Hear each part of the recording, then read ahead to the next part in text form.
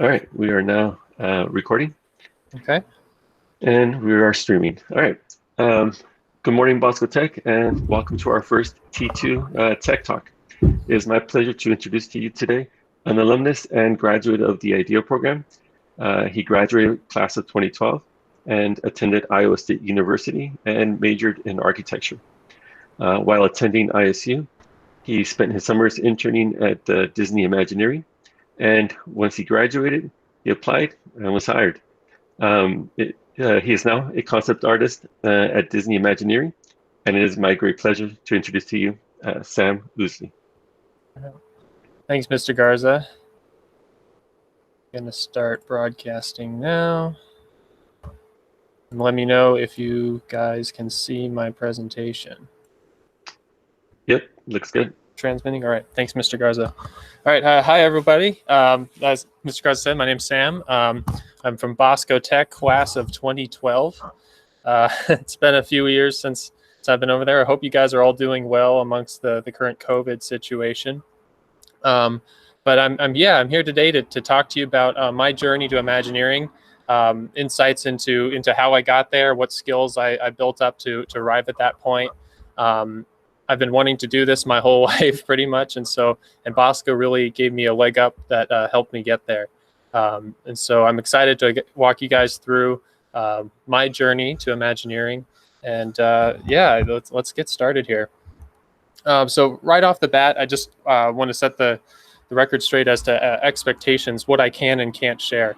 Obviously, as a Disney employee, there's certain legal ramifications for sharing sensitive IP, sensitive artwork. And so, unfortunately, I can't show you any of the concept art that I've done for the Blue Sky process.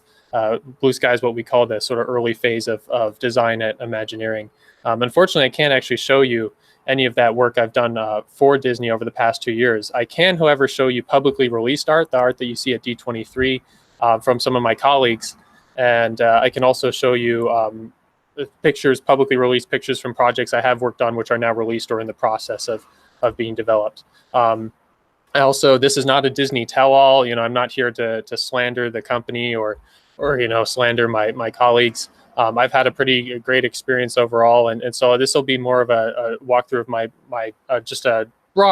my broad experience there at the company, as well as a lot of how I got there. So I'll be showing a lot of my own personal artwork in the place of work artwork. So I hope that's all right, and I apologize for that, as well as the publicly released artwork of my colleagues. So I wanted to set just a couple goals as well for this presentation. I understand that a lot of you may be tuning in because you're interested in WDI or Walt Disney Imagineering. But understand, some of you might not be. Some of you might not have a lot of exposure to WDI or might not be interested at all. But I thank you for tuning in anyway. But for those of you who are interested, I'm hoping that this is a great example. It's just one example of how to get to Imagineering if you're interested. It's not the only way. I can't stress enough how, even though I'll be walking you through my journey to Imagineering, it's not the only way to Imagineering. Every employee there, every cast member is going to have a different story of how they got to Imagineering. I'm very lucky in that I was able to get there right after college. Not a lot of people do. Excuse me. So I want to stress that even though I'll be walking you through my way, which is just one way of getting there, it's not limited to that. But for those of you who aren't interested in WDI or maybe aren't thinking about a career in Imagineering, I hope that this is a good example of how to set a career goal and meet it. I hope this is a good example of how you can set goals for your own life and achieve them through slow but deliberate process. And maybe if you hadn't considered a career in WDI before, maybe this will open you up to a possibility. Maybe if you didn't know that this was possible, something you could do for a living, well, now maybe you'll get that exposure. So I hope it's helpful for both you guys, all you guys as well. So just to start off, it wouldn't be fair if I didn't start off mentioning that my dad worked for Imagineering for 42 years, which is an incredibly long time to work for the company. He had a long and great career there. He started by driving the monorail at Disneyland back during college to pay for architecture school. And then from there, he was able to get a job at Imagineering. And because of that, I wouldn't be where I am today if I hadn't grown up around that exposure. So I do want to be honest about that just right off the bat. The fact that I did, that my dad was there, he didn't get me the job, but being around him, watching him go through his own career, seeing those lessons really inspired me. Because from an early childhood, I was surrounded by Disney construction, both the realities and the kind of awesome fantasy of it. Right, I got to watch my dad work on, especially the Tokyo projects. We relocated to Tokyo when I was young twice, and I got to watch him build a Disney theme park and a Disney land over there. And so I grew up around Disney construction. One of my earliest memories is actually of riding the monorail past Disneyland and going past the Indiana Jones building as my dad waved from the site as it passed. And so I grew up around Disney construction, and so it couldn't help but rub off on me. It was a big part of why I grew up wanting to do what I did, not because I want to copy him, but because it so inspired me that it really laid some great childhood foundations for what I wanted to do to come. And so by seventh grade, I decided I want to be an Imagineer. In seventh grade, that was right when I committed. I said, I want to be a Walt Disney Imagineer. I don't want to be a doctor. I don't want to be a lawyer. I want to be an Imagineer. And so I started reading lots of books, looking at lots of Disney media. For example, there's lots of great Disney media out there for those of you who are interested in WDI. And this is just one example. This is one of my favorite. It's on YouTube currently. It's one of my favorite videos of Disneyland in its early days, in its early stages. I want to say it's 1958, so it's 3 years after the park opened, and hopefully this will buffer up here. But yeah, so here you go. There's some great old walkthroughs of Disneyland when it first originated, and I used to, growing up, I would watch these videos all the time. I've probably seen this video over 100 times, but it never ceases to inspire me. And also the books I've placed around the video as well are all books that I've owned and read, flipped through constantly. And so having that exposure again early on, as well as getting to go to my dad's work at Take Your Child to Work days, really inspired me. And again, I can't stress enough how important it is from an early age to lay a foundation of inspiration there, to get that exposure as early on as possible. The earlier you can get that, the better off you're going to be, because it's going to pay off dividends in the years to come.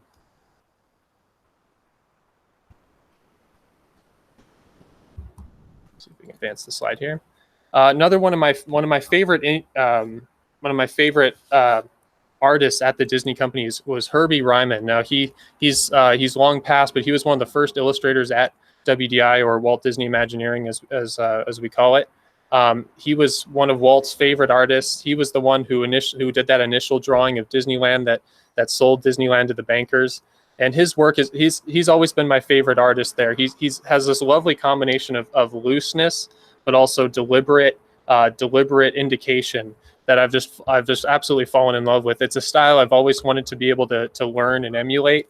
And so over the years, I've tried that, and so one of my earliest and biggest artistic inspirations was absolutely right here, Herbie Ryman. And this is a lot of his Disney work, but his work wasn't just limited to Disney as well. I think one of the things that made him a great artist was that he got to travel the world in the 30s. He traveled with the circus, and he traveled the world with different studios in Hollywood. And being able to do that really gave him, I think, a grounded nature to his artwork that it's very easy when you're doing concept art to lose that grounded feel. And Herbie's always great at grounding his artwork. And one of the things he always used to say is he always puts something in the picture that looks like it belongs. So, for example, if you look in the lower left image, that's Herbie's illustration for New Orleans Square. There's two nuns walking through the scene there. And to him, that just really grounds the image. Even though it's very rare you'd ever see nuns walking around Disneyland, it really grounds the image and that feeling of this is New Orleans, at least New Orleans at that time. Also, if you look at the top rendering there, that's of Tokyo Disneyland, and you see the trees there have a distinct shape and quality from his travels in East Asia, and that tree immediately cements the fact that this is a park in East Asia, Japan, Tokyo. Even though that the castle and the Space Mountain, those could be anywhere in the world. So from an early age, I started from all this inspiration. I would draw constantly. I'd turn over my homework. Whenever I found a blank sheet of paper, I would draw on it. And my drawings were not very good. Everybody starts somewhere. My drawings were not very good. However, it was good. It was really good practice. It was great a way for me to exercise my mind, and from an early age, start thinking about design, start thinking about what I wanted to do. Again, even though my drawings weren't that great, it got me. It got me constantly thinking, and was really my first exposure to the creative process. And I always, I would just stack up my desk with these things. I probably, should have done more of my homework, but this is the sort of stuff that really would make me excited. I really couldn't wait to be an Imagineer one day, and I just thought, the more I could draw early on, the better I would get. And so then that's where I was at when I was trying to pick a high school, and the representative from Bosco Tech came to my school in 8th grade, and he said, if you like to play with Legos, if you like to build with Legos, come to Bosco Tech. And he showed us this cool sizzle reel of the different techs of building things and designing things and building automobiles. And I was absolutely sold right there. I knew at that point I wanted to be an Imagineer. I didn't want to go through 4 years of high school just doing your standard math, science, English, history. I wanted to have that career experience. I wanted to get started on my Imagineering career. And so Bosco really allowed me to do that. Coming to Bosco, I was able to, I majored in design, what is now IDEA. And I had a great experience in that tech. It really gave me a leg up. I was able to learn skills that most of my colleagues, once I got to college, wouldn't learn until sophomore or junior year. And I was able to learn them, sophomore, junior year of high school. And on top of that, I don't know if you guys are familiar with the Student Activity Center on campus, but I got to have a hand in designing that and pitching that when those projects were first coming out. So I had my first, Bosco gave me my first experience as well of actually building something and seeing something realized. From concept to design, and from concept to finished construction. And so, I'd be getting pulled out of physics class to come, talk to the construction workers over in this building about that air duct. Should we hide it or should we leave an exposed ceiling? So that was just a fantastic experience for me. And it just gave me such a leg up when I started applying for jobs later on during college. Bosco also, I was lucky enough that after the student activities work, Bosco hired me over the summer to do some work on a master plan for the campus. At that time, we were really trying to inject money into improving the campus, beautifying the campus. And I got to spend the summer, I was considering going to try and get a job at Taco Fiesta. That was in my mind, that was going to be my first job. But fortunately, Mr. Krynen came to me and offered me this job working on the campus master plan. And really, it was just an awesome experience to get to, again, look at the campus, go around, measure it, come up with ideas for it, and then model it in SketchUp and pitch it.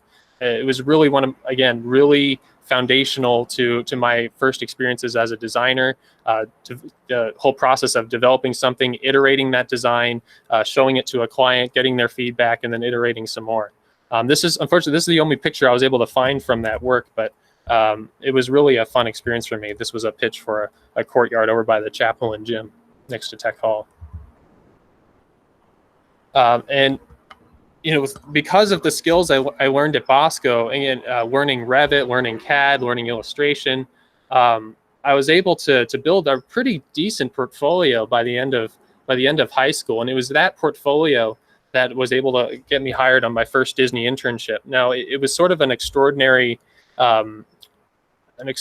circumstance, that hiring, because Disney at that point, the company was at a high period of hiring. The Shanghai Disneyland was fully underway, as well as numerous other projects, and they really needed somebody who was really cheap and had some technical skills. So they didn't want to hire an actual architect or even a college intern, but I was really cheap. I could do minimum wage to do CAD work. And it was this image here probably, and as well as a few others from my portfolio that really got me launched. But this was my final for senior year at Bosco. It's my final architecture project there that I've always been really proud of. Even though I'm sort of more of a classical designer, I was fairly proud of my modern uh, my modern design here. Something else I want to talk to you guys about is that a lot of colleges out there offer architecture camps. Not just architecture, they also offer it for other majors as well, but they offer architecture camps or art camps for high school students. And from my experience, I went to the University of Notre Dame for their architecture camp back in the summer of 2011, I believe, 2011. And it was really fantastic. I got to live on campus for 2 weeks. And I got to go through basically 2 weeks of college architecture school. It was really rigorous, but it was also incredibly fun. We got to live on campus, live in the dorms, go to eat at the dining halls. And for me, Notre Dame was my dream school. And so I got 2 weeks at my dream school and with some incredible people and friends I still have to this day. And so, I highly recommend that you guys look into these programs if you are interested in architecture or even art or design or maybe another major. Look to see what colleges out there offer these programs, because not only does it give you a great preview of what college will be like, it also gives you an idea of the rigor and also helps you figure out, if it's a school that you want to go to or not. It might help you. Now Notre Dame was a very Beaux-Arts centric kind of architecture school. Beaux-Arts is sort of the classical design sort of architecture as it was until the early 1900s, basically. And that was really the curriculum I wanted, because it was a heavy focus on hand drafting and hand drawing and on sort of more traditional architecture. Unfortunately, I didn't get into Notre Dame, and so that was sort of disappointing for me. But I ended up going to Iowa State instead, and so I had to shift my expectations here. And I'd be lying to you guys if I didn't say this was difficult, but I had to shift my expectations a little bit because going to Disney, I really wanted to have that more traditional foundation to be like the architects like Oscar Cobos or Abe Kubin that I would see at Disney. But at Iowa State, there's much more emphasis on a sort of modern interpretation of architecture that I don't necessarily agree with or enjoy. And so it was a little bit of a rough transition for me, if I'm honest. And so I'll kind of go through that a little bit with you guys. But freshman year at Iowa State was actually pretty great. Freshman year at Iowa State, you don't actually start in architecture, you do basic design. And so it was really lots of fine arts classes. And I really just got to hone my drawing technical skills. I really just got to, for the first time in my life, really focus in on just drawing itself. Not too much design per se, really just fine art drawing and rendering. And these are foundational skills that I still use to this day as an artist. So really, if you guys are considering doing concept art, really having foundational classes in rendering, light, shadow, value, that stuff is absolutely essential. And the more you can nail those fundamentals, the better off you're going to be. So this is just some examples of freshman year of some of probably the better work that I did there. It was overall a great experience for me. And then at the end of the freshman year, you compile a portfolio of all the work you did and you apply to one of the schools, whether it's landscape architecture or architecture itself. I applied to architecture. Fortunately, I got in, and that ended up being an interesting experience of itself. I wanted to toss this in here because right in the middle of my freshman year, I had an opportunity to volunteer for my parish, for my church in Sierra Madre, and do some concept work there. The church was undergoing a big expansion, fundraising mission, and they were trying to add some new buildings to the campus. And I saw them doing the work on it, and I really wasn't impressed, to be honest, with the work. I just felt like it didn't really work with the natural landscape and the architecture there. And so I worked to do my own pitch of a design there using the program they were working with, and came up with more of this village design where kind of similar to old European cities, the Paris office and the chapel and these little buildings could sort of work like a village leading up to the church on the hill, as opposed to building this large sort of box next to the church that would compete with it stylistically. So that was a fun project, and again, another experience for me at working for clients at a young age. So look for those opportunities. They may be a little odd, they may be odds and ends opportunities, but look for those. They may be great experiences for you to kind of flex your muscles. But I got into architecture school at Iowa State, and I started to work it out. And it was a bit of a struggle for me. It's sophomore year beginning, trying to find my own voice in all this, because I knew I wanted to be a Disney architect. I knew I wanted to design main streets and old, New Orleans and fantasy medieval castles and things. But in architecture school, that stuff's considered kitschy. They don't care for it. There's definitely a style, a zeitgeist that permeates our architecture school today. And so finding my voice, finding out where I fit into all that was a bit difficult initially. And you can see me trying to sort of wrestle with that in my design here on the right. We were tasked with designing a sort of a marketplace in Omaha, Nebraska. Omaha, in the old market district, it's got a lot of these great old warehouses, lots of brick warehouses with great signage. And I was trying to find a way to walk the middle line, to do something that was still contemporary and sleek and modern, using new materials, but would still carry sort of the life of craftsmanship of the traditional architecture that I love so much. And it was fairly successful. I don't know how successful it was, but I think it did all right. Again, I was still struggling to find my voice. And I think most of you guys will probably have a phase like that where you're trying to find what's your design opinion, what's your design stance, what's your design point of view. And it's going to be a little uncomfortable, but something I wish I'd done a bit more is just sort of embrace that discomfort. I think I would have probably learned a lot more. Junior year, again, was also very uncomfortable. I've called this slide, "The problem is that it makes people happy." I've called it that because that's actual feedback I got back from my professor on some of my work. And I'm not saying that to attack the faculty, but I'm trying to illustrate a different point of view in terms of in design that I faced when I went to architecture school. He meant that sincerely, is that he wasn't interested in teaching us to design stuff for people to make them happy. He was much more interested in us designing stuff that was avant-garde, stuff that broke the typology, stuff that was sort of edgy. And for me, when I was, for example, the work in the background here is a chapel in the woods in Iowa.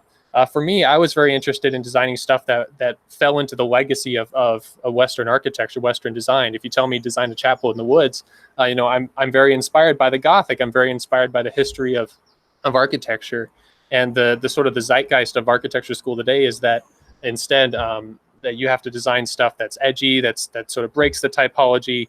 If you're doing something derivative in terms of derivative of historical architecture, you're doing it wrong. You're not designing like it's 2020. And so it was difficult for me, even though I'm very proud of this chapel and proud of this work.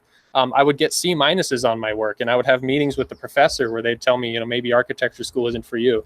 So, it was a difficult time for me. And again, this project as well, I kind of took more of a Frank Lloyd Wright approach to this design, something that was a bit more contemporary, sort of prairie style. I felt that worked well.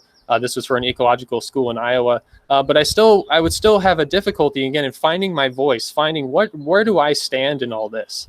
I didn't want to just do what the professor said. I wanted to take a stand, have an opinion, but it did mean that I would kind of tussle with the faculty a bit and had a difficult relationship with them, and that because of that, my grades suffered a little bit.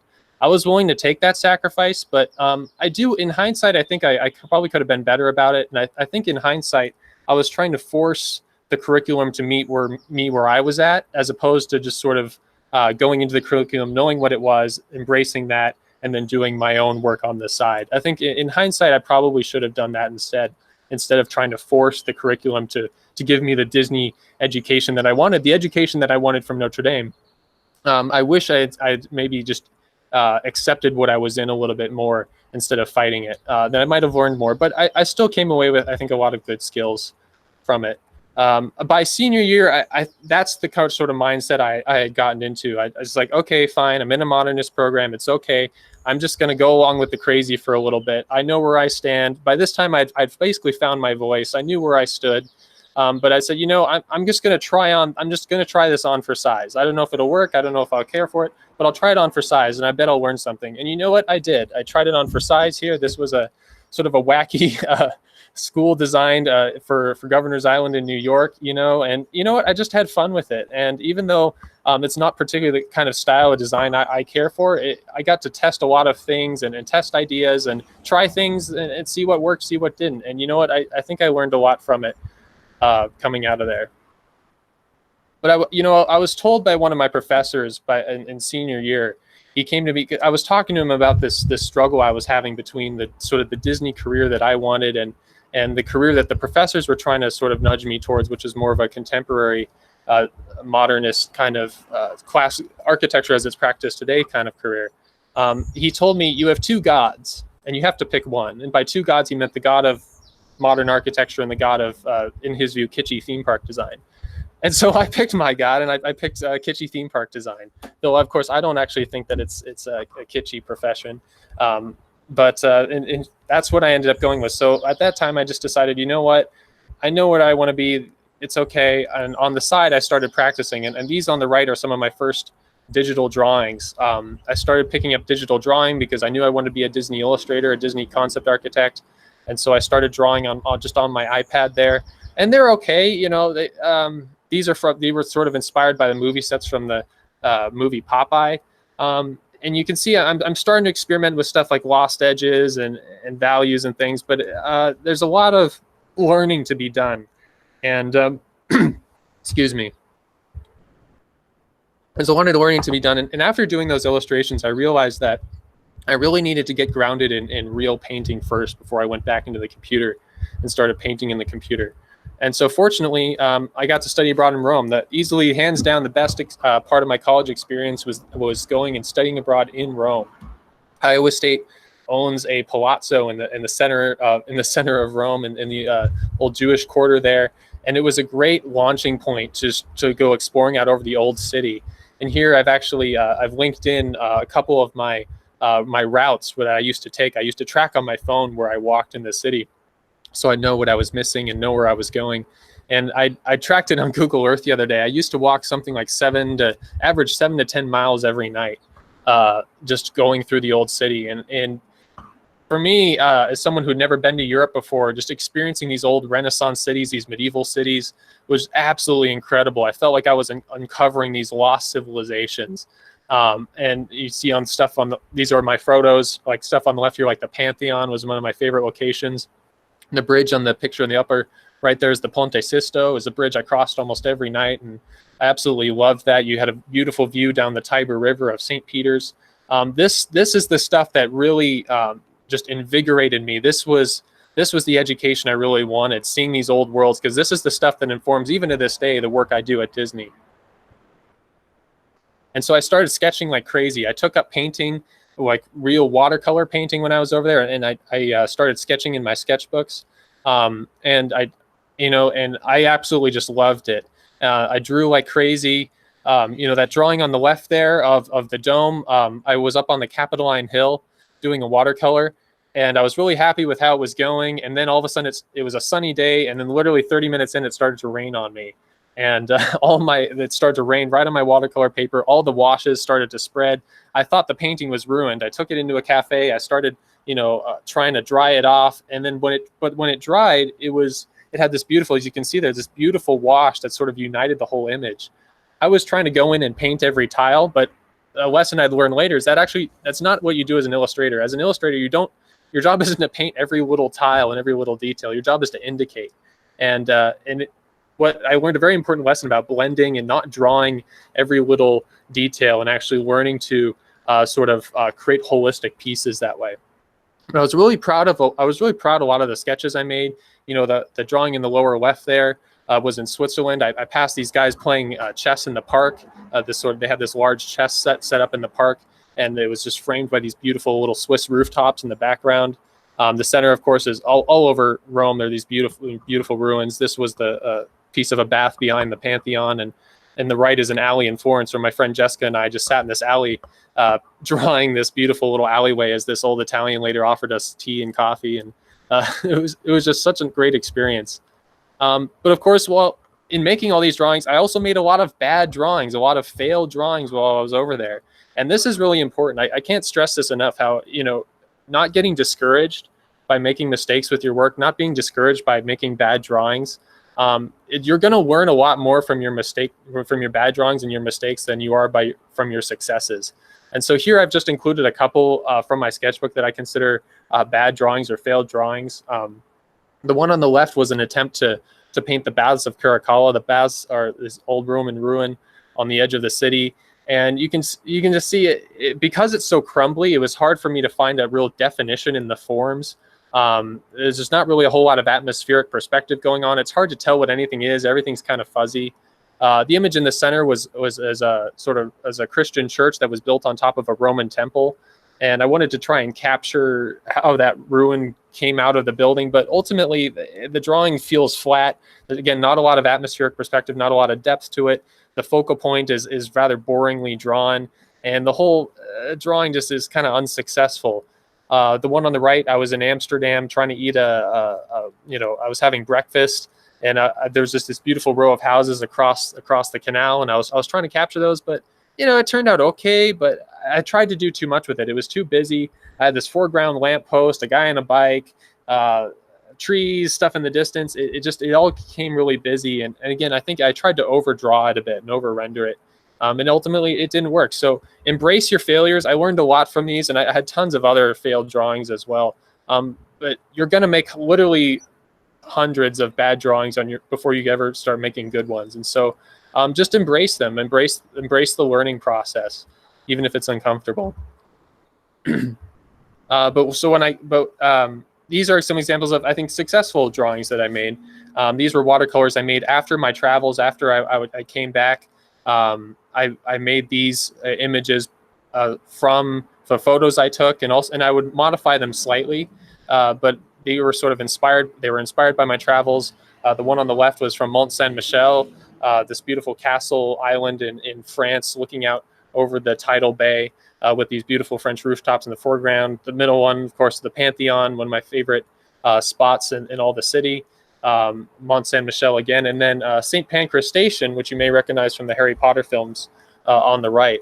That was in London, and that image there was completely inspired. I don't actually have a photo that's anything like that image. That I came up with that on my own, based on my personal experience of what it was like to visit the place, not based on an actual photo.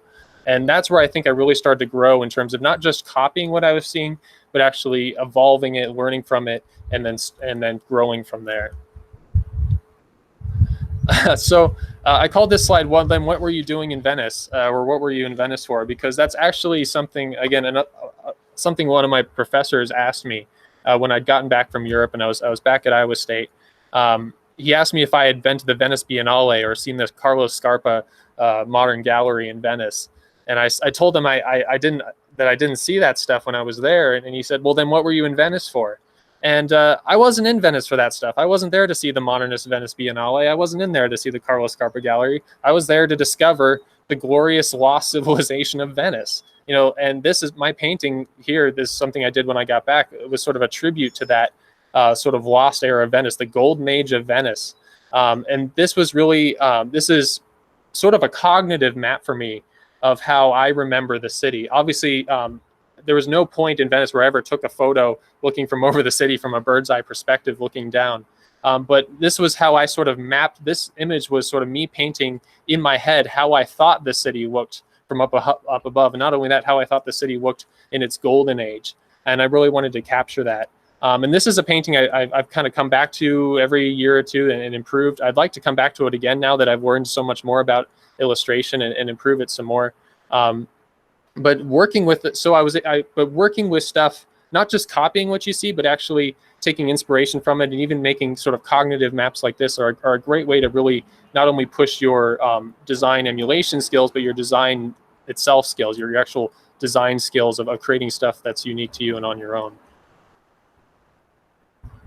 And for me, really going to Europe and seeing all these great locations really fulfilled an aspiration for me that started when I was very young. I would encourage you guys, even though video games are sort of derived a lot of times today, for me, I actually found a lot of design inspiration from getting to climb across the rooftops of Florence and Venice in games like Assassin's Creed. Getting to have that long before I actually got to go to Europe and visit those cities, I was able to explore them in digital space, in virtual space here, like in Assassin's Creed, you know. And when I finally did get to go to Rome, when I finally did get to go to Florence, when I finally did get to go to Venice, those memories of clambering across the rooftops in games like Assassin's Creed just all came rushing back. And it was really like fulfilling a long childhood dream. It's such a wonderful way to you know, kind of cap off all the things I'd grown up with as a kid. Those places I'd seen on TV, places I had seen in media that I wanted to visit, I got to finally go and visit them myself. And it was really just an extraordinary experience there. And so and I guess what I'm trying to say here is don't instantly toss away any experiences you may have from new media stuff like YouTube or even video games or TV shows. That kind of stuff is really going to influence your design and who you are, what your design point of view is as a designer. So this is some more of my work that I did after returning from Europe. I so loved my time there that I started just doing these illustrations and paintings based on my time there, not copies of what I had seen, but sort of inventions from how I remembered it, sort of cognitive maps of how I remember these places. So for example, this elevation here was my attempt at trying to teach myself to draw in the Beaux-Arts style, sort of draw in a classic way.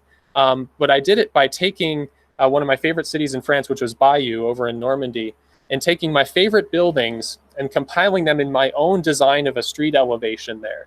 All of these buildings here are taken from photos I'd taken in Bayeux. However, there's no part of Bayeux that looks exactly like this. This was me sort of recomposing the city and designing it, trying to capture all of Bayeux in one elevation on my own. And I think it was pretty successful. It's one of my favorite drawings I've done to this day. On the lower left there, that's my attempt at, it's both a tribute to Tokyo Disney Sea, which is inspired by Venice, but also to Venice itself, the great fish market of Venice. Neuschwanstein Castle in the center there, which I loved visiting, in the castle in Germany that inspired Sleeping Beauty's castle. I bought a model of it when I was there, and when I took it home, I was just playing around with it, and I found a perspective that I thought was really interesting, looking down from up high, and I literally just started painting on top of that perspective, drawing it out, and I'm fairly happy with how that one turned out. Again, these are sort of earlier drawings from a couple years ago, and so I've learned a lot more about painting since then, but you know, these were really crucial in my learning process. On the right here is, of course, St. Peter's Basilica. How I remember St. Peter's Basilica standing proud over the Tiber River, looking over into the Field of Mars of Rome. And so I'm going to take a step back here and now talk about the internships I've had through college. The first internship I actually mentioned a while back was the one I got right after Bosco Tech, right after graduating from Bosco. Because Bosco taught me Revit and CAD and how to read drafting, how to read drawings, how to read technical drawings and be prolific at that, I was actually able to get a job at Disney doing really boring grunt work, but it got me in the door. And so I can't stress enough how if something like a Disney career is what you want to do, you're not going to get the job you really want right off the bat. You're lucky to get any job at all. And for me, my job was literally to go into, if you look at this image on the left, this was a publicly released image of the Shanghai Castle long after its construction. This was the Revit model of that castle. And you see how complicated and complex it is. My job was to go into the back of house areas. That's the not on stage, this sort of cast member only spaces, and calculate how much acoustic ceiling tile and bathroom tile there was in the bathrooms, you know, and how many stalls there were. It was really not fun work at all. It was really kind of boring grunt work. However, it got me in the door.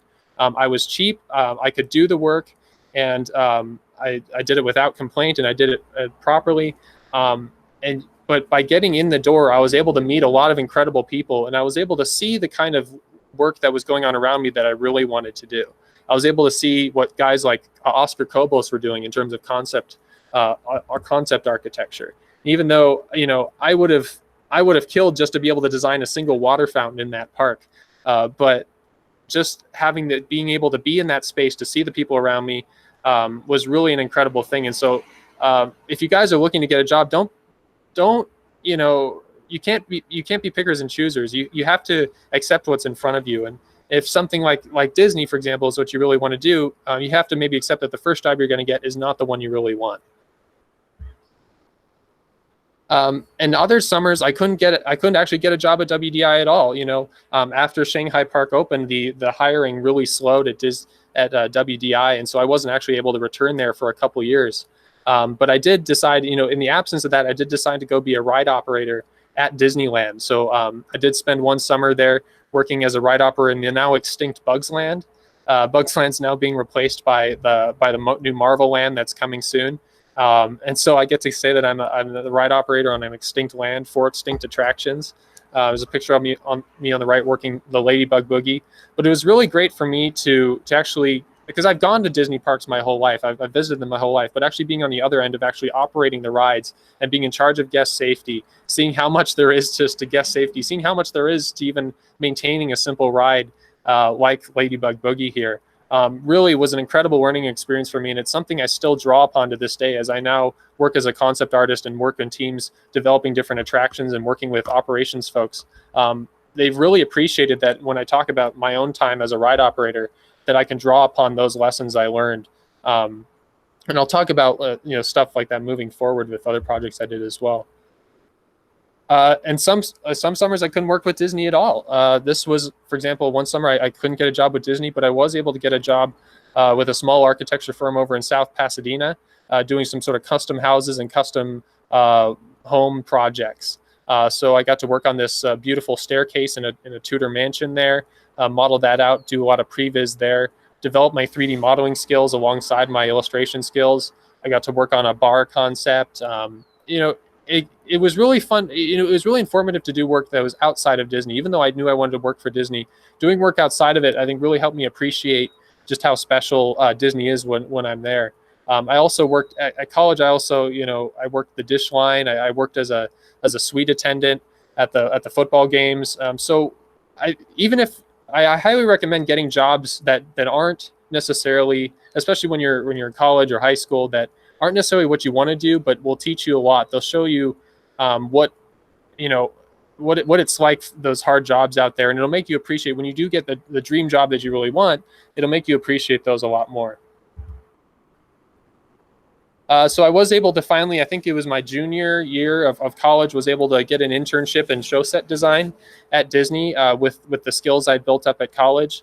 And I was able to, it was really my first, and this time it was really my first exposure to real creative process. I got to sort of see behind the curtains in terms of how the creative process is actually done. I got to work with writers and concept artists on this project here, which was postponed, but this image was publicly released from the project before the project got postponed. And this was a really fun project. I got to work with these buildings, sort of inspiration from Norway and Frozen. And I really got to stretch my legs on this and pitch concept art and pitch ideas. And you know what? My concept art was pretty bad. I would go into meetings and I would do drawings with them, and my drawings were bad. They were objectively bad. I look back at them now. I can't show you them, but I look back at them now, and they're pretty awful. But the team was really supportive of me. They recognized what I was trying to do, and they really encouraged me to keep drawing.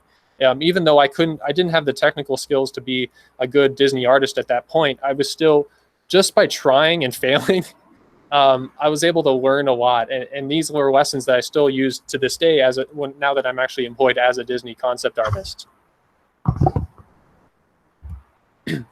I've also, one of the great joys of my work now is that I've gotten to have a mentorship and even, dare I say, a friendship with Tony Baxter. If you're not familiar with Tony Baxter, he's an official Disney legend. He's one of the sort of most acclaimed Imagineers of the last century. If you think of Disneyland, if you think of some of your favorite rides, Big Thunder, Star Tours, Indiana Jones, Splash Mountain, Fantasyland, Tony Baxter was at the helm of those attractions. And I've gotten to build up a mentorship with him over the last couple of years. I first met him on one of my first internships, and I actually showed him some of my concept art from that Frozen land that I was doing. And he gave me some really great feedback. He told me, this is nice. I'm glad you're doing this, but, there's a lot of problems with your concept art, and you're really going to have to work on that. So he highly recommended that I go back, I work on my fine art skills.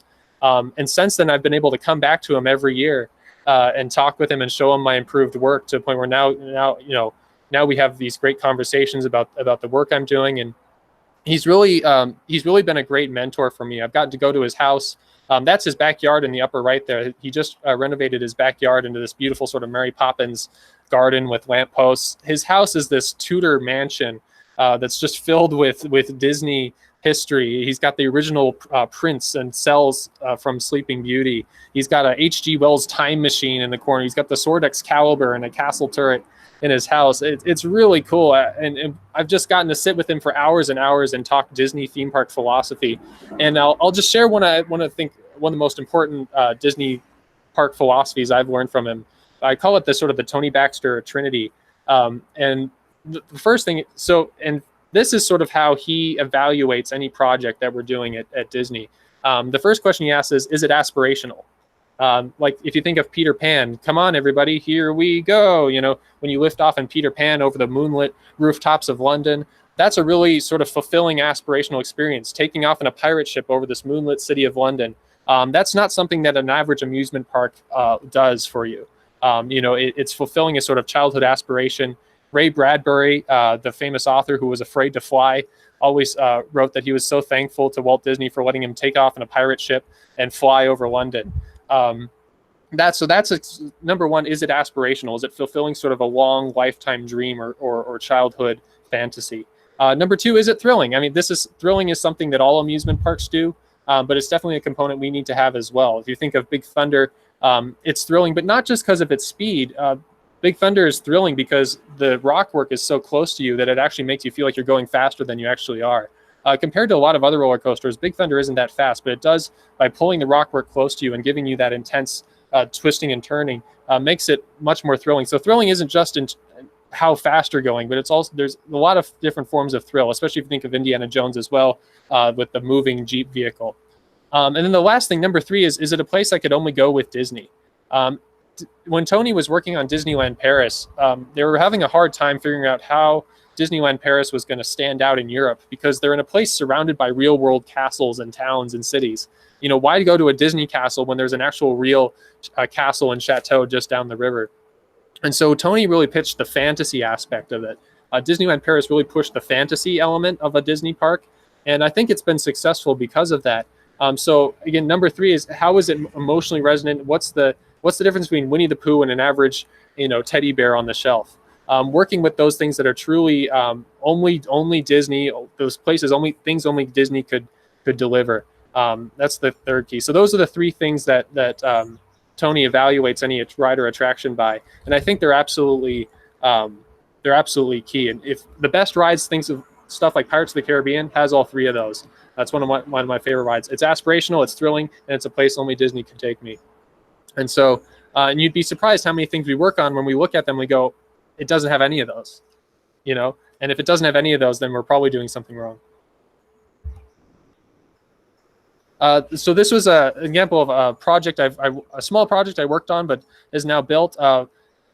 In Tokyo, the It's a Small World, I got to work on the renovation of that and actually help. I got to help in the actual design process of that facility there on the left, of the ramping situation for the boats. They needed to redo the loading dock, and so I got to help. I had to redesign all the ramping in there. I had to work out all the slopes, working out all the slopes in there in terms of the ramping, and making sure that guests with disabilities could still be able to access the loading platform, making sure that evacuation still worked, and working with a design team, a creative design team, who was coming in with this creative concept process. And I actually got to pitch some creative ideas there. And one of the things that stuck that I pitched was the idea of this castle, of actually showing the Disney castle in sort of a small world form. I felt that if we were about to go and journey around the world and It's a Small World, and we were starting in Tokyo Disneyland, it would be nice to actually represent Tokyo Disneyland there. As sort of, we were leaving Tokyo Disneyland and traveling around the world. And then the following year, I got to come back and actually help paint that castle there. I actually got to help paint the mural. I got to work with the color and paint team. These are the guys who paint like Galaxy's Edge, Star Wars, Cars Land. These are the guys who are up on the scaffolding. I got to paint murals with them for a couple months right out of college, because there wasn't a lot of work, but there was painting work. And because I had worked on painting on the side, my functional leader was able to push me to that work. And so I wouldn't be able to have done that job if I hadn't pushed myself on the side to do painting as well. That was architecture school didn't teach me how to paint. Painting was something I did on my own. And because of that, it started to open up new opportunities for me in my career. I also got to work on this ride, which is coming to Tokyo Disneyland. It's the Beauty and the Beast attraction. And this is going to be a really cool ride. I can't tell you too much about it, but it's a really fun ride. I got to work on a lot of the rooms for it and help in the pre-visualization process. And again, using those classic CAD and Revit skills that I learned at Bosco really helped in that, because I had a lot of professors in college who would say, anybody can teach you how to draft, anybody can teach you how to do Revit, but those are skills that employers really want. And the fact that I learned them at Bosco, stuff like this here, learning how to build 3D models, the fact that I learned that stuff at Bosco, I was able to use that in my career and leverage that very early on and do stuff that most people my age couldn't. And so working on this ride attraction is really fun. I highly recommend when it comes out to watch it on YouTube. And if you're fortunate enough to go to Japan, it's going to be a great ride, and check it out. Got to work on Mickey Minnie's Runaway Railway, which is coming to Disneyland. It's already open in Florida, and I'll play you video of the Florida one that's already come out here. But this is also this ride is coming to Disneyland, and I got to work on. Sorry, I'll turn on the volume here. I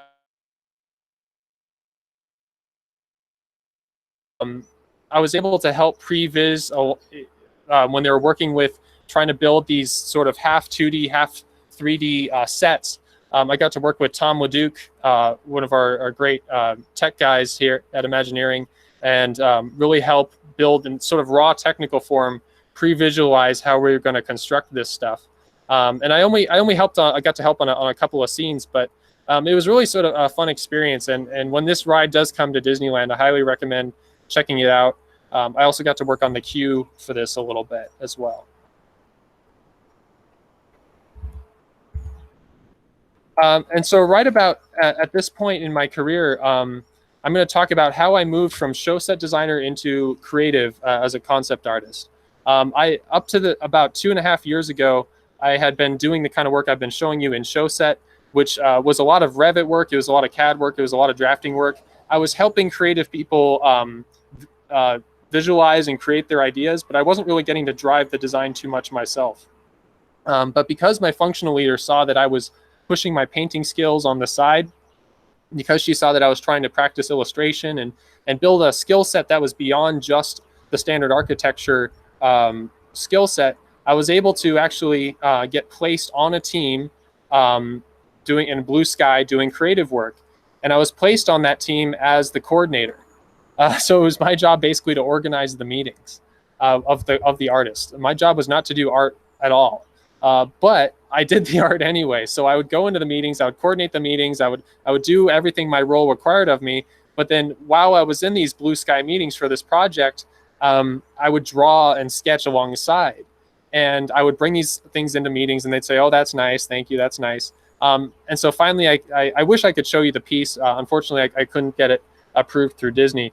But I finally put some. I decided, okay, I'm really going to focus in, and I spent a whole day doing a piece on my own in my own time, and I brought that in, and the piece was so well received that the team then asked me to start doing art along with them on the project, and so even as a show set designer who was doing a coordinator's role, I started becoming a concept artist on a high level Blue Sky project, and from there apparently I did a good enough job on that Disney actually hired me as a concept artist. So about 1.5 years ago, I got hired officially as a concept artist for Disney.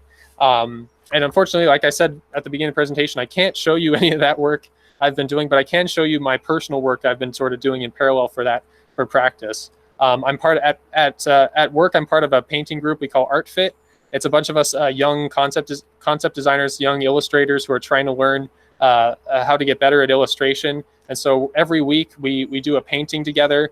Every week we do a painting from a prompt together, and then we review it together. And it's been such a great way for me to learn with other people, learn with friends, and grow and get critique as well on my work. This stuff, and these are a couple examples of work we've done, work I've done for this group, Art Fit. Those are my friends Diana down there, and Will, and it's been really great. This pirate guy in the center, for example, was drawn from life. We had a guy come in dressed as a pirate, and I was trying to pick a stance with him, and he ended up just pointing the sword right at me. And it was a bit of a difficult perspective, but I just sort of embraced it and tried to go with it. And I ended up with this really lovely sort of action pose of this pirate. I first did it in watercolor on paper, and then I came in digitally and enhanced it. And I'm really happy with how that one turned out. So it's been great practice for me. And we get to have critiques from great illustrators like Doug Rogers and Ray Cadd, and also Chris Turner and Greg Pro. These are veteran Disney illustrators that are doing great work, and I get to learn from their work, get their critique through ArtFit. I think I'm actually missing a slide here. One second. Oh, okay, I guess I lost that slide. Pardon me about that. But yeah, so I also had some work, some of Chris Turner and Greg Pro's work. But here's some example of Doug Rogers and Ray Cadd. Doug worked on Tangled. He worked very heavily on the tower. If you remember Rapunzel's tower and the castle from Tangled, Doug worked very heavily on that. He also worked on Shrek. Ray Cadd's just a master illustrator, has been in the entertainment industry for years. He does a lot of great concept art, especially with guests and guest perspectives and things like that. He's got a very unique style. And these are the guys who, along with Chris Turner and Greg Pro, give us great critique on our work. And so I'm learning so much from these guys, and I'm excited to keep learning from them. So this is stuff I do as personal practice on my own. Again, stuff I do just to try and get better. I did this pirate painting that's sort of inspired by Pirates of the Caribbean, but not literally Pirates of the Caribbean. On the left there, I've got this painting on the right of a baseball field with an old Victorian house. I've actually got that one at my garage right now that I'm working on for my living room. I've done a couple paintings for commission for my friends. I've got a couple more of those that I still got to fill and complete. You have to keep drawing. You have to constantly keep drawing to get better. It's really the only way to get better is one drawing at a time. But you will see that improvement over time. It's a long, slow process, but it's very rewarding, and it pays off in the end, as I hope you can see. I wanted to show you guys my early work so that you could see my progression so closer to where I'm at now. Hopefully you guys can see the progression in my work. These are taken from my sketchbook, but also digital paintings I've done on the side. That piece below I'm particularly fond of. This was I just started one day sketching this little cool little Tudor building that was straddling a river, and from there this whole city landscape grew out from it. So working with your muses, starting small, working with a little gem of inspiration that you have, and then growing out from there is super important. That's how I like to start, really. And I'm going to share with you some other ways I work in my process here in a moment. But I also go and sometimes at lunchtime I'll go out and sketch. On the left there is actually the old airfield in Glendale that's right next to where I work. I go and I paint there. I watercolor there at lunchtime a lot just to try and get better. I also like to go to Griffith Park, the train museum there, and paint some of the trains. I'm a big lover of history, so I love going through old historic photographs and painting from old historic photographs, or taking inspiration from those photographs and designing something myself. That tank was from a historic photograph, but that piece below there is sort of my vision of a sort of World War II aircraft carrier, what it's like on the flight deck. And that wasn't from any photos. It was just sort of compiled from different inspiration and how I visualize that area. So I'm going to share with you a little bit of my process here. I often like to start, even though I paint primarily digitally, I like to start by hand. Again, going all the way back to the initial hand drawing at Bosco. A lot of times I find it really helpful to start small and start with these little thumbnail sketches, little muses of an idea. And I find that if I can work them out in thumbnail, I can usually work them out large scale as a painting as well. Also, when you work in black and white, it forces you to work purely with value. Color, an important lesson to remember when illustrating is that color is relative, but the values are everything. Whether it's pink, blue, purple, that doesn't matter so much as whether or not you actually have the right light and darkness value. That's what's really going to let your drawings pop. And so here's just a couple of examples of work I started as a thumbnail that I then took into into finished paintings, and then drawings on the right that I'd like to turn into paintings one day, but I haven't done yet. But these I really treasure these little thumbnails, and a lot of times I may do one of these thumbnails a year prior and then come back to it later.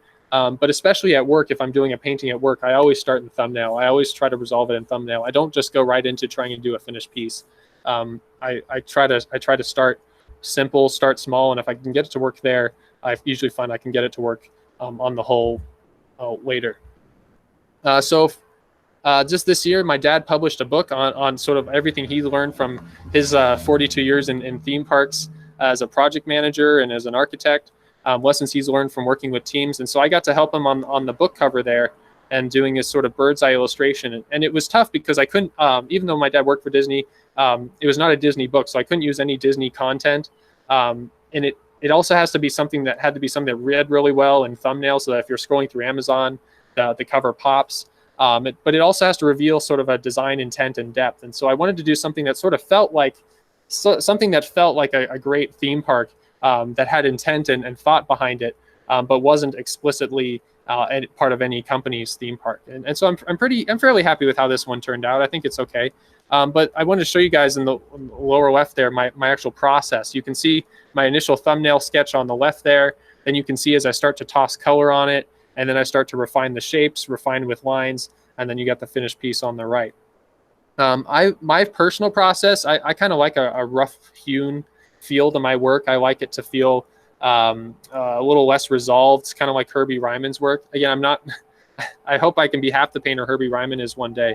But I actually don't enjoy doing highly finished renders, too much. It's why you don't see my work out there at D23 being published. It's because I much prefer working with teams in meetings, actively designing things, doing quick iteration. And my sort of fast and loose process really works well in there. It's not highly finished. It's not highly refined. With time, as I become a better artist, I'm hoping I can become a more refined artist, and I can do that stuff as well. But I really enjoy where I'm at right now, which is just sort of quick iteration, fast kind of rough-hewn concepts. That's sort of where I like to live with my design. So I just want to wrap up with what I'm doing right now over the furlough. Currently, because of COVID-19, most of the Disney companies on furlough, myself included. But I have gotten an opportunity to do some freelance work during this time. So I'll be helping out the town of Columbia, Maryland for the next couple of weeks, doing some design over there. And I'm really excited about that because that town, which is from the 60s, was built by a man by the name of James Rouse, who gave this speech that I've had pinned up on my desk at work. It's sort of a little bit of my manifesto, if you will, at work. And his keynote speech was this in 1963 at Harvard. He said, "I hold a view that may be somewhat shocking to an audience as sophisticated as this, that the greatest piece of urban design in the United States today is Disneyland. If you think about Disneyland and think of its performance in relationship to its purpose, its meaning to people, more than that, its meaning to the process of development, you will find it the most outstanding piece of urban design in the United States." And I love that quote, and I think it's absolutely right. So I'm really excited to go work in Columbia, Maryland, do this work that's sort of inspired by, sort of take a little bit of inspiration, take a little bit of my own Disney background, a little bit of my inspiration from Epcot. This piece in the background is one of my favorite Herbie Ryman pieces, showing Walt Disney's Epcot before he passed. But that's what I'll be doing. I'm going to be spending the next couple of weeks working on this project, and I'm really excited for it. So there you go. That's hopefully that was fun for you guys. And thank you so much for listening. And we'll open it up for Q&A. All right.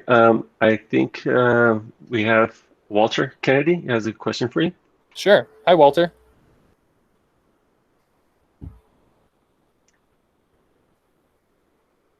All right. I think he's posted it on the text, or he sent us a message through the message board. Okay. And it reads, back in the study abroad section on the successful drawing slide, Yes. How did you make the diagonal lines on the second piece from the left? So going back to study abroad, in the failed drawings or successful drawings? He said successful drawings. Successful drawings. Yes. And and the question was, how did I make the lines on The diagonal lines on the second piece from the left. the second piece from the left? Diagonal lines. Second. Am I on the correct slide here?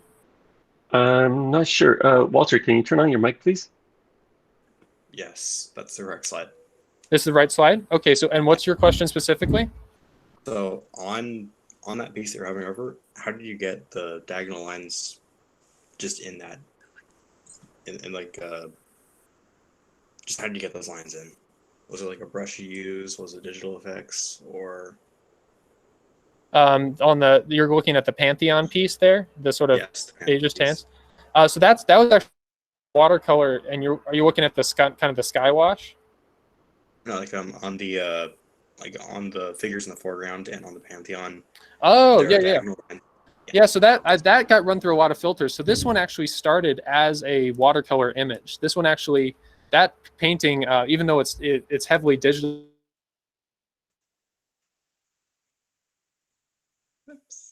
I did on site in Rome. So I sat in the sort of the Via Pantheon and looking down at the Pantheon.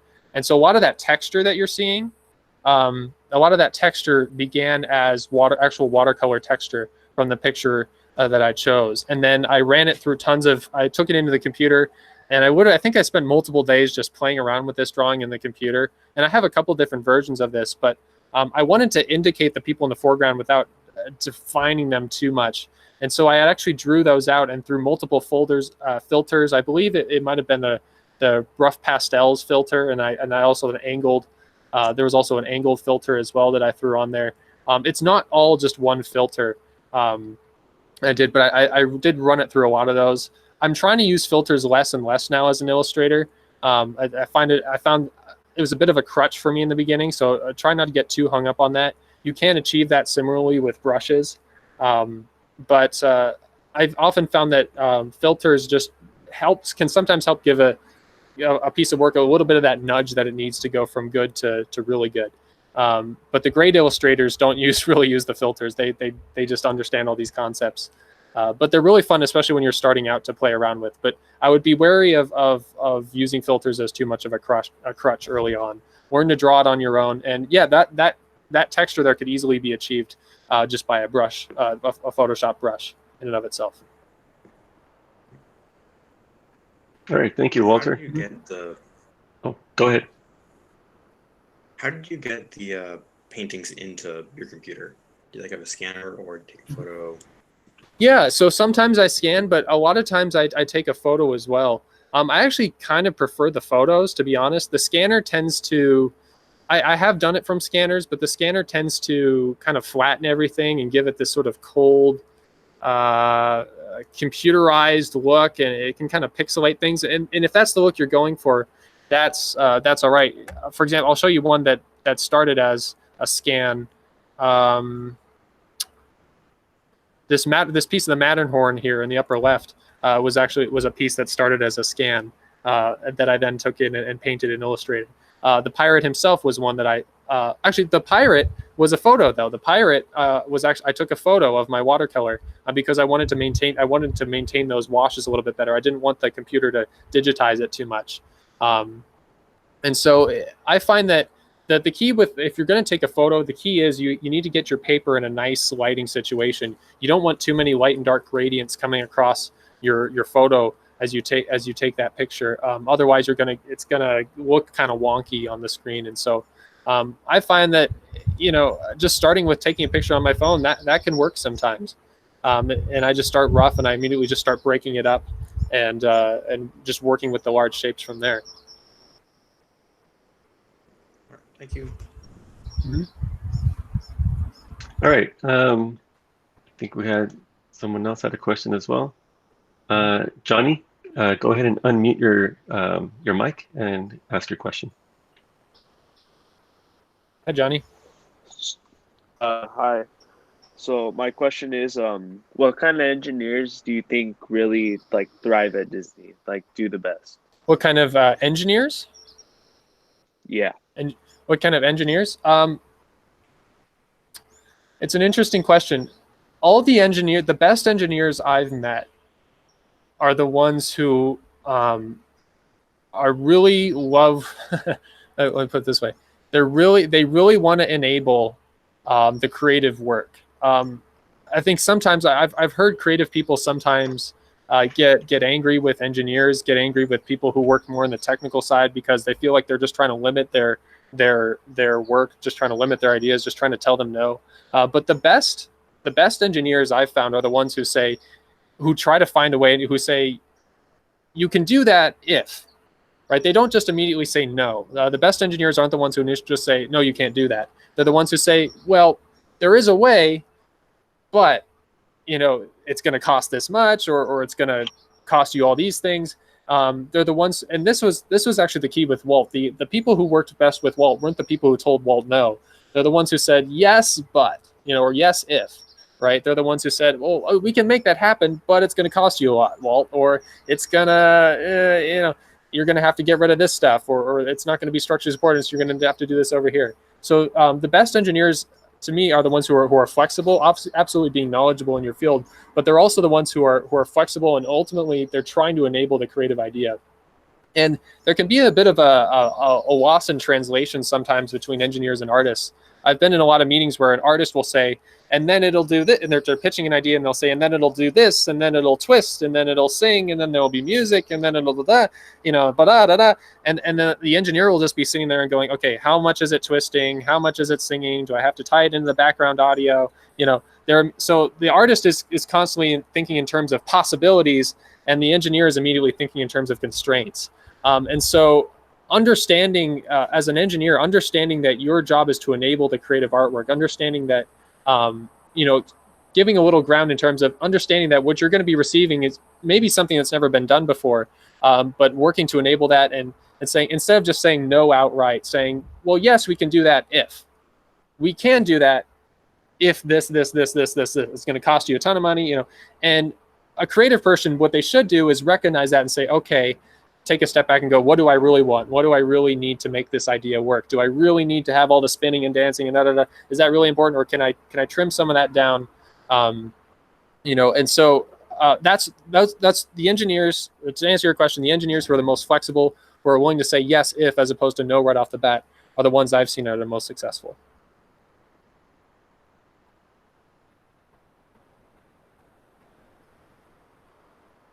Does that answer your question? Yeah, thank you. Good, thanks. Thank you so much. All right, thank you, Johnny. The next person that has a question is Jacob. Go ahead, Jacob. Unmute your mic. Hi, Jacob. Hi, Sam. How are you? Great. How are you? I'm good, thanks. So for me, I'm a senior that's going into animation for college, and so what I nice. wanted to Good for know, you. yeah, thank you. So what I wanted to know is like, what's the best advice you'd give for someone who's going directly into like art and design? It's my sister-in-law is actually going through this right now. My sister-in-law is studying animation out here at Woodbury. Draw a ton. And what I'd also tell you is art, being successful in art, it's about 5% talent and it's 95% work. You may enter the field and feel like there's going to be a lot of talented people around you, and you may enter school and just feel like, gosh, I just don't have it. It's very easy as an artist to fall into the idea that you just don't have it. And I can't tell you how many artists I hear, or how many people tell me, oh, I just can't draw, or when they see somebody do a better piece of work than them, they immediately fall into thinking, and I fall into this all the time too, just thinking, I just can't do that. I'm not capable of that. It's just me. I can't do that. But ultimately, if something I've found, the most successful people I've found in the industry are not the ones who are the most talented necessarily. They're the ones who work the hardest. And so if you just keep working at it, if you find that if you go into animation and you find that, gosh, everybody else is better than me, then you know what? That's okay. Just keep working at it. And I guarantee you, if you just keep working at it, eventually you'll find yourself on top. Eventually you'll realize, oh, I outran everybody else. Everybody else stopped running. This is a marathon. It's a marathon, not a sprint. And so you may get outrun in the initial sprint, but if you just keep working at it in the long run, you'll find yourself doing great. I'll also give you the inverse advice. I had a Disney architect sit down with me once. I was really confident. I was showing him my portfolio, and I was probably a bit cocky. And he said, "Look, you may be really cocky going into college with all these skills, but you may find yourself on day one knowing a whole lot more than everybody else because of Bosco. But you have to keep working at it. If you stop working at it, if you just decide to skate, if you just skate on those skills, those other people who are actually really working at it are going to overtake you." And so that was something I really had to remember during college. Was even though I learned so much with Bosco, I couldn't stop there. I had to maintain that lead. I had to maintain that work, and so I was able to just keep building from there. So if you find if the inverse is true, and you find yourself entering school and looking around, going, "Oh my gosh, nobody else knows what perspective is, and I can already do all this stuff," don't stop. Don't stop. Keep it up. Pick up the pace, and surround yourself with great people, artists who are even better than you, because it's gonna keep pushing you to move forward. So draw constantly, and remember that it's 5% talent, but 95% work. Okay, thank you so much for that. Is that helpful? Yeah, that's very helpful. Yeah, I was Good. thinking more like it's all talent. So no, not at all. Not at all. Yeah. In fact, it's the talented people who tend to skate and then fall off in the long run. Yeah, I'll be definitely using that in the future. That Good. advice. Good. My next question is for when you said you started learning digital or during digital art, how long did it take you to start getting the hang of it, and what helped you the most into getting better at it? So I'm not a trained illustrator. I'm very lucky that I get to do this for a living, but I've actually had no real formal education in illustration. All of it is self-taught stuff I've done on the side from YouTube, from looking at the books, and just practicing on my own time. One of the biggest things, I initially tried to hop into digital illustration before ever doing real painting, watercolor, acrylic, or any of that. I thought that I would just hop straight into digital painting on my iPad. And I found that because of that, my work lacked, I was playing around and making happy accidents, as Bob Ross would put it. I didn't actually know what I was doing. I was just sort of playing with filters until it looked right. And that's one way to do it, I guess, but the best painters don't work that way. The best painters are absolutely deliberate in every stroke that they're making. And so I would highly recommend, before becoming a digital artist, become a good artist, become a good, work with pencil, work with paper, work with paints, acrylics, work with harder mediums. I've forced myself to work with watercolor, which is a very unforgiving medium. Watercolor is extremely unforgiving because you have to preserve all your lights. It's very easy to make your painting muddy by losing all your luminosity, and there's no way to go back. It's not a medium that you can add lights in later. And so forcing yourself to work with more difficult mediums, with real mediums, is really going to inform how you then approach the digital. You may find that, as I did, that once you go into the digital after that, it's your favorite medium. Digital is my favorite medium, but doing the physical stuff forces me to learn the lessons I wouldn't have otherwise learned in digital. And the other thing I would say about digital is it's not the brushes. Some of the best illustrators, guys like Craig Mullins, who have these incredible paintings with really cool edges, most of that's done with a round brush. Most of that's done with your standard Photoshop round brush. So it's very easy in Photoshop to start thinking, oh, well, I just don't have the right brushes, or I don't have the right filters. And all that stuff helps, but it's not the core of it. The core of it is painting fundamentals. It all comes back to your fundamentals, your painting fundamentals. And for those, I'd say go to YouTube. Marco Bucci is a great guy on YouTube I really like, who does great lessons in painting fundamentals. But it really all comes back to that. It's not the brushes, it's not the filters. That stuff helps. That stuff puts it over the edge. I certainly use them a ton in these pieces, but ultimately it really comes down to you knowing how to paint, and that stuff's you'll learn that best by actually doing it in real life. Sketch like crazy. Keep a sketchbook in real life. Sketch the stuff you see. Design from the stuff you see. Don't just copy the stuff you see. Draw inspiration from it and do design. But I would say to any digital painter out there, and I'm sure there's exceptions to this rule. I'm sure there's a lot of great digital painters out there who never did physical, but for me at least, grounding myself in a physical medium first really informed how I paint digitally. Does that help? Yes, very much. Great. Thank you so much again. Oh, you're welcome. Thank you. All right. Thank you, Jacob. The next person that has a question is Maverick. Maverick, can you please unmute your mic? Hi, Maverick. Hello. I was wondering how important study abroad and traveling was to you personally and to like your career. It was invaluable. Absolutely. For me, it was priceless. If you have the opportunity, take it. I can't stress that enough. And I know it's I know that financially it's really hard.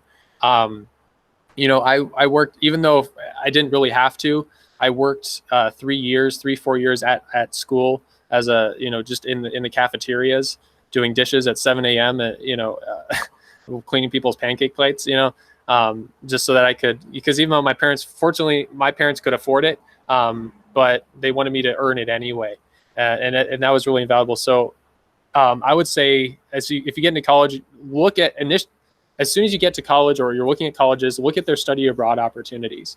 And if you see that like junior, senior year, there may be an opportunity to study abroad, prepare for that. Take it, absolutely. And if it's going to cost a bit, which it'll cost a bit. It's going to be really expensive. Start preparing for that. Work some extra jobs. Spend, work extra jobs in those first couple of years of college to earn it. See what you can do. Everything you can to make it financially possible for you, because it will pay. It'll pay absolute dividends. I can't begin to tell you just how much that plays a role in who I am as a concept designer today. Getting to walk the streets of Rome at night, just exploring these old ancient cities, and maybe it's not Europe. You know, it doesn't have to be Europe. I got to grow up in Japan, and that was an incredible experience too. But seeing the world is, to me, art starts from what you take in.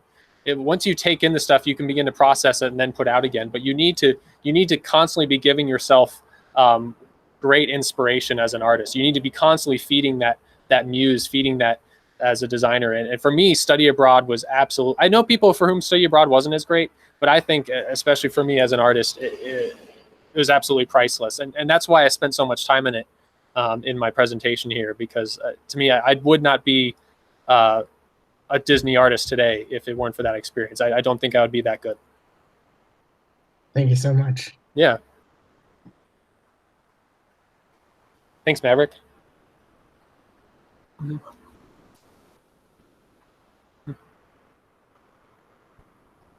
Not sure I can hear you, Mr. Garza. Oh, okay. There you go. Thanks. Sam, thank you for joining us today. Yeah. I think the guys had some great questions too. Yeah, absolutely.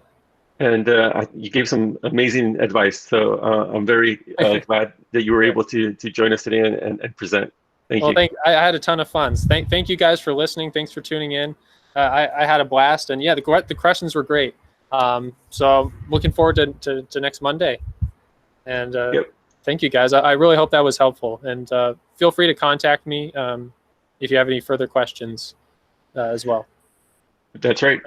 Next week we will have the how-to illustration tutorial at 10 o'clock as well. So if you guys are interested, we'll be streaming next Monday as well. Yeah. All right. Thank you guys, and goodbye. Thanks, guys. Appreciate it. Thank you so much. Thank you.